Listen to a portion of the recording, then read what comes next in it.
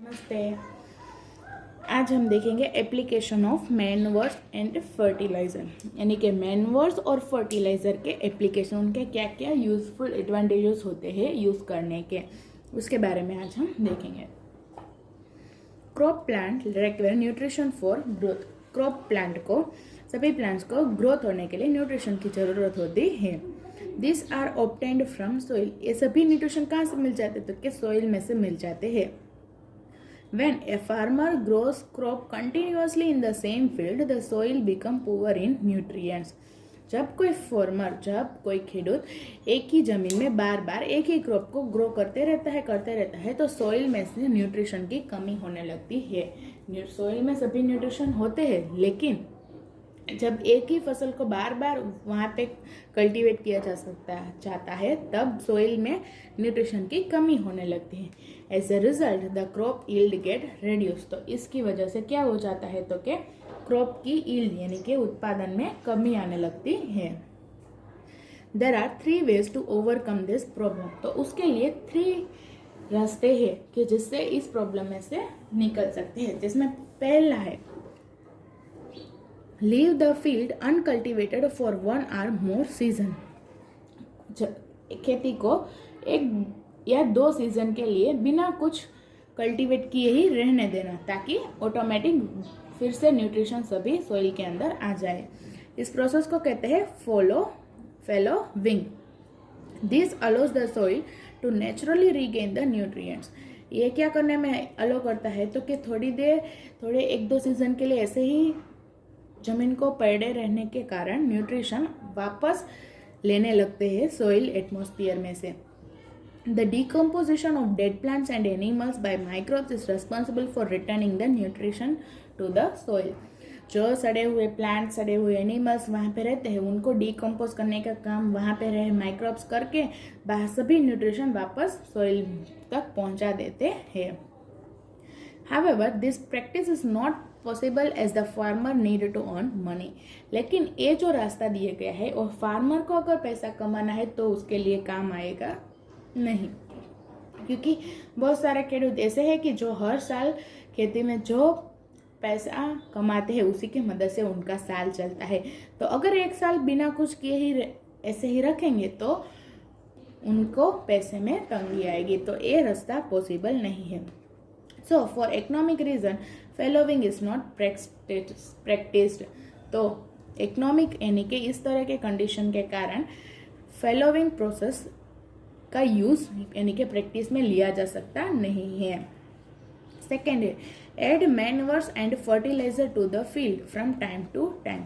Second point क्या है इससे बचने के लिए? तो कि जमीन में मैनवर्स और फर्टिलाइजर को डालते रहना टाइम टू टाइम। अगर इन दोनों को हम सॉइल में ऐड करते रहेंगे तो इनके न्यूट्रिशन में कमी आएगी नहीं।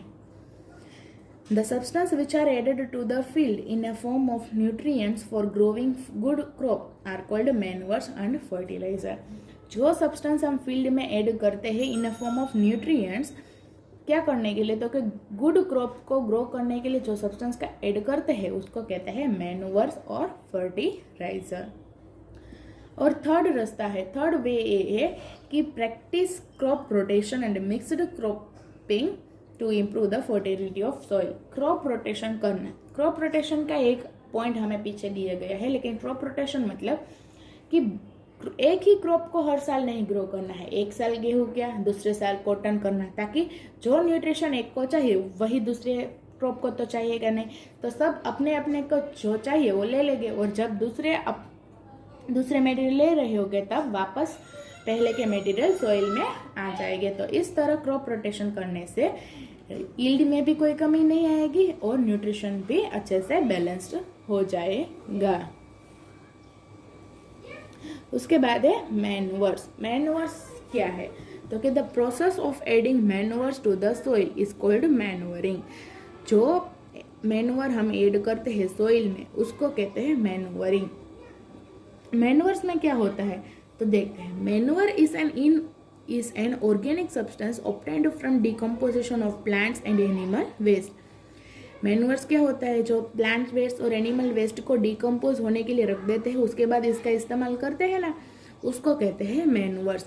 Manures are generally added to the soil before sowing of seed. Manure को कब डालते हैं? जब सीड्स को सो करना होता है ना, उसके पहले ही मैन्योर्स को डाल देते हैं।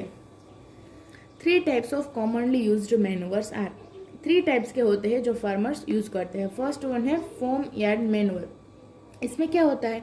तो कि इट कंसिस्ट ऑफ एनिमल डंग।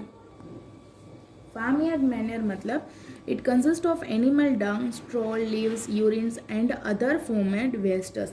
मतलब इनमें सभी एनिमल्स वेस्ट सभी मिक्सअप हुए होते हैं। एनिमल के वेस्ट, फिर काउ डंग, जो भी होता है वो सभी एनिमल वेस्ट से बने हुए मैन्योर को कहते हैं farm yard manure. Green manure में क्या होता है? तो कि it consist of green plants, commonly leguminous plants which are plugged along with the plugging of soil. इसमें ग्रीन प्लांट्स होते हैं जो कब मिक्सअप हो जाते हैं? जब हम प्लगिंग प्रोसेस करते हैं तब कोई प्लांट्स उनके साथ मिक्सअप हो जाते हैं। जैसे कि हमने बोला कि अनवांटेड प्लांट्स क्या हो जाते हैं? रिमूव हो जाते हैं। तो इस तरह जो प्लांट्स रह जाते हैं सॉइल में उसको कहते हैं, वो सभी प्लांट्स डिकम्पोज होकर मैन्योर्स बनाते हैं, उन प्लांट्स को कहते हैं लेग्यूमिनस प्लांट्स। जो प्लांट्स के थ्रू बनता है मैन्योर्स उसका नाम है ग्रीन मैन्योर्स। थर्ड है कंपोस्ट। कंपोस्ट में क्या होता है? तो कि it is the manure obtained by decomposition of dead plants and animals. कोई प्लांट्स जो डेड हो गए हैं, कोई एनिमल्स जो डेड हो गए, इनके डिकम्पोज होने के बाद जो मैन्योर, जो खातर बनता है उसको कहते हैं compost. Compost is made by farmer by dumping plants and animal waste in pits and allowing it to decompose. Compost farmer के थ्रू ही बनाया जाता है। फार्मर क्या करते हैं? जो प्लांट्स और जो एनिमल्स डेड हो गए हैं उनको सॉइल के नीचे अच्छे से रख देते हैं और डिकम्पोज होने के लिए छोड़ देते हैं। उसके बाद जब डिकम्पोज हो जाता है तब उन्हें मैन्योर के रूप में यूज करते हैं। Bacteria and fungi present in the soil brings about decomposition. Soil के अंदर बैक्टीरिया और फंगाई तो प्रेजेंट रहते हैं। वो क्या करते हैं? वो प्लांट्स और एनिमल्स को डिकम्पोज करते हैं और जब डिकम्पोज हो जाता है तब इनको मैन्योर के रूप में यूज करते हैं। एडवांटेज ऑफ यूजिंग मैन्योर, यानी कि मैन्योर का यूज करने से हमें क्या फायदा होता है? तो कि it improves the soil texture. Soil का टेक्सचर एक तो बढ़ जाता है, उसमें बढ़ावा आता है। It enhance the capacity of soil to hold water.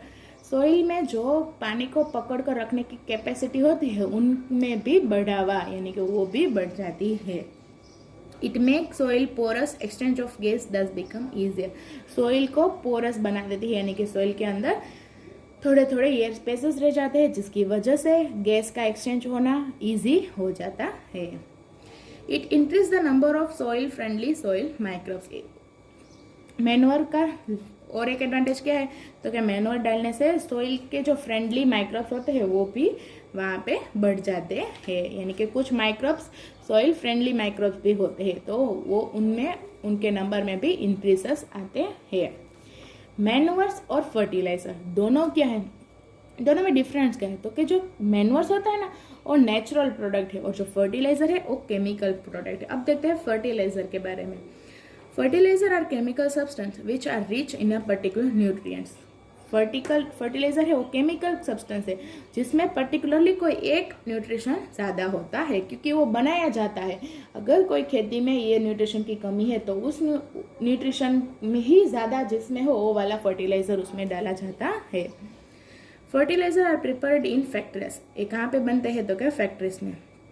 The most commonly used fertiliser are the NPK fertiliser. सबसे ज़्यादा यूज होने वाला फर्टिलाइजर है NPK। NPK का फुल फॉर्म क्या है? तो कि nitrogen, phosphorus, potassium to the crop. NPK fertiliser क्या काम करता है? तो कि सॉइल में को नाइट्रोजन, फॉस्फोरस और पोटेशियम का सप्लाई करता है। Some other fertiliser and the nutrient supplied by them are. और भी ज़्यादा न्यूट्रिशन और फर्टिलाइजर सप्लाई करते हैं। कौन से? तो कि यूरिया सप्लाइज नाइट्रोजन। जो यूरिया फर्टिलाइजर होता है वो नाइट्रोजन को सप्लाई करते हैं। CAN कैल्शियम एमोनियम नाइट्रेट होता है वो कैल्शियम और नाइट्रोजन को सॉइल में सप्लाई करते हैं। और di ammonium phosphate supply nitrogen and phosphorus. यानी कि अलग अलग फर्टिलाइजर में अलग अलग कोई पर्टिकुलर न्यूट्रिशन ज़्यादा होता है जो सॉइल में डालने से सप्लाई होता है। यानी कि जो न्यूट्रिशन की खामी सॉइल में होती है उस न्यूट्रिशन जिसके अंदर ज़्यादा होता है वो वाला फर्टिलाइज़र लेके उनमें डालने से सॉइल की कमी रिमूव हो जाती है। तो अब देखते हैं कि फर्टिलाइजर का यूज करने से क्या क्या फायदे हैं। तो कि they are easy to handle, store and transport. एक तो उसे हैंडल करना, उन्हें स्टोर करना और ट्रांसपोर्ट करना सभी काम में ईजी होता है। दे आर नॉट बल्कि इन कंपेरिजन टू मैन्युअर्स, यानी कि मैन्युअर्स जितना बल्कि होता है उतना बल्कि फर्टिलाइजर होता नहीं है, यानी कि क्या होता है, थोड़ा लाइटली होता है। They provide specific nutrition to the soil. Fertiliser क्या करता है, कोई स्पेसिफिक न्यूट्रिशन सोइल को प्रोवाइड करते हैं। They are concentrated source of soil nutrients. Fertiliser क्या होता है, तो कि सोइल न्यूट्रिशन में कॉन्सेंट्रेटेड सोर्स होता है, इजीली सोइल के साथ अच्छे से मिक्सअप हो जाते हैं। लेकिन उनकी कुछ डिसएडवांटेज यानी कि खामियां भी है, क्योंकि ये केमिकल सब्सटेंस है। तो सबसे पहला कि इसकी वजह से सॉइल लेस फर्टाइल भी होने लगता है, सॉइल की फर्टिलिटी कम होने लगती है। और they are a source of water pollution, इसके कारण वाटर पोल्यूशन भी होता है, क्योंकि fertiliser is a chemical substance. तो जब यहाँ पे पानी फ्लो होगा तब उसके साथ वाटर पोल्यूशन भी होगा।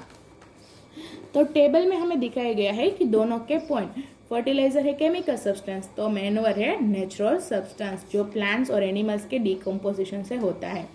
ये फैक्ट्रीज में बनाया जाता है तो ये फील्ड में ही बनाया जाता है। इसमें ह्यूमस नहीं होता है, तो इसमें लॉट्स ऑफ ह्यूमन प्रेजेंट होता है। इसमें स्पेसिफिक न्यूट्रिशन होते हैं जो रिक्वायर्ड इन स्मॉल क्वांटिटीज। इसमें जो न्यूट्रिशन चाहिए वो स्पेसिफिक मात्रा में होते हैं, तो इसका यूज हमें थोड़ा ही करना पड़ेगा, इसकी ज़्यादा मात्रा में हमें ज़रूरत नहीं है। लेकिन इसमें न्यूट्रिशन कम होता है, इसलिए इसका क्वांटिटी हमें ज़्यादा चाहिए। इट कॉज वाटर पोल्यूशन, इसकी वजह से वाटर पोल्यूशन होता है, और मैन्योर की मदद से वाटर पोल्यूशन होता नहीं है।